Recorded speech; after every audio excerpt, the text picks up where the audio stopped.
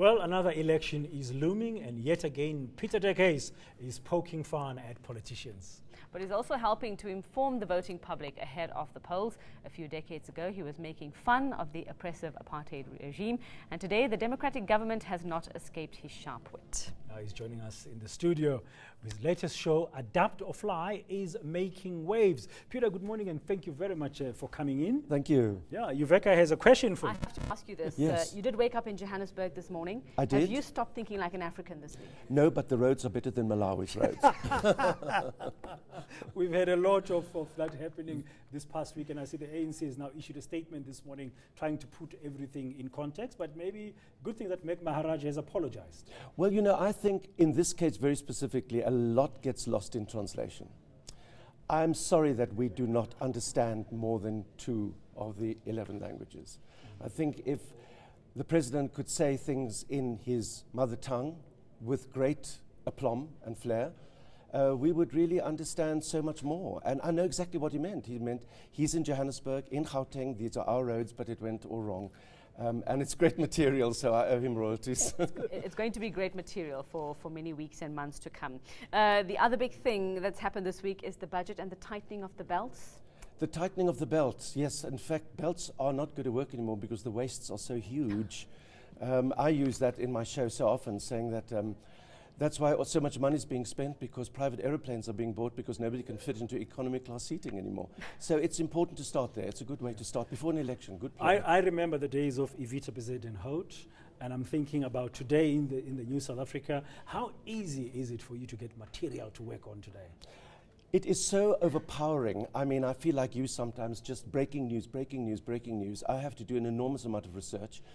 Most of my material is based in absolute frustration and anger. I feel so paralyzed. How is it possible that our young people are not getting the education that they want? So many people need. However, you are not going to give me your time to listen to a rant. So I've got to dress it up as entertainment as well. 49% anger, 51% entertainment. So there's a lot around. Now, Peter, 30 years ago, you were poking fun at the apartheid government. Now you're poking fun at our democratic government. Who's giving you better material? Who's you know, more worth it? apartheid was relatively an easy target. It was so awful. It was so bad. It was good against evil, black against white. There were T-shirts. I mean, we don't have T-shirts anymore, political T-shirts. It's too complicated. And I think we are in a very healthy democracy after 19 years. It'll never be perfect because everybody's fingerprints are on the silver chalice of freedom. And yet I think our freedom of speech is the most important thing to protect. And that's hopefully something that not even the secrecy bill will be able to damage one day.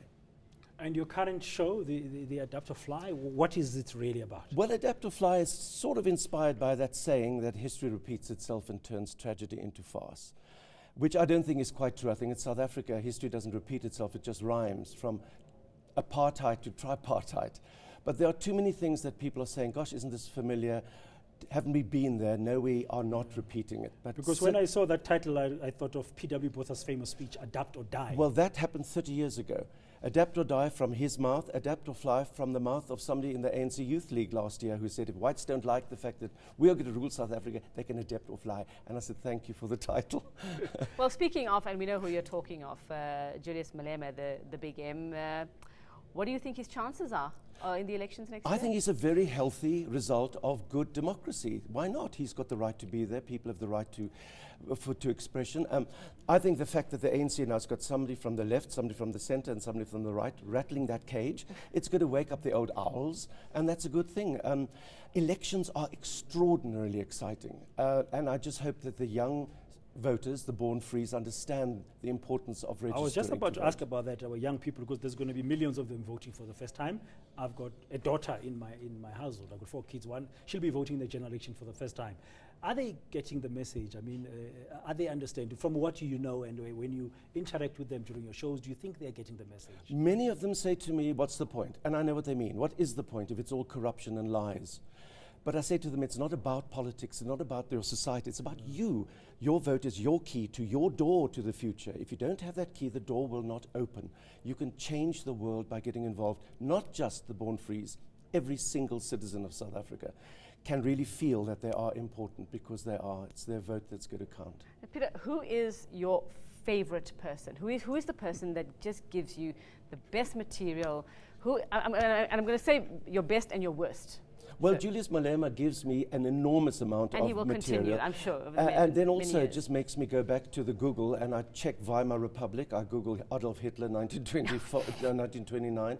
I'm distressed by the amount of laughter that he does evoke in the society, because everything he says is something worthy to listen to.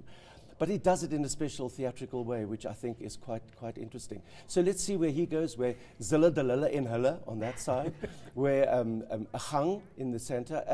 I'm inspired, and I am also a little bit nervous because people also go a bit crazy.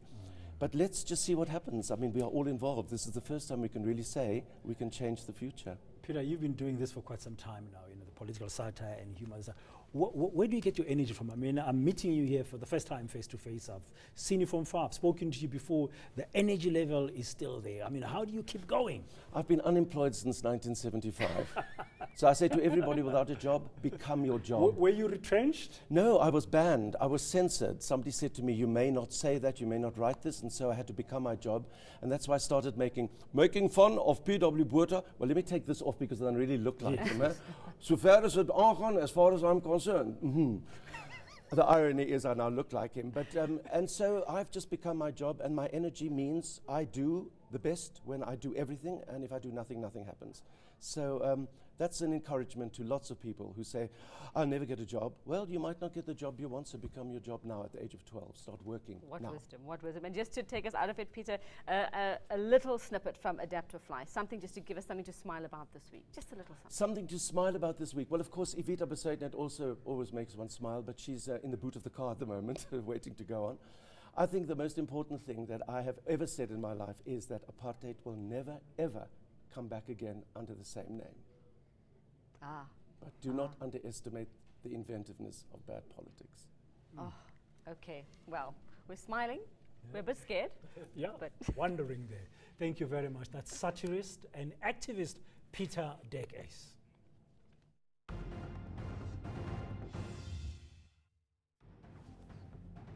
Another look at News that moves. eNCA.com.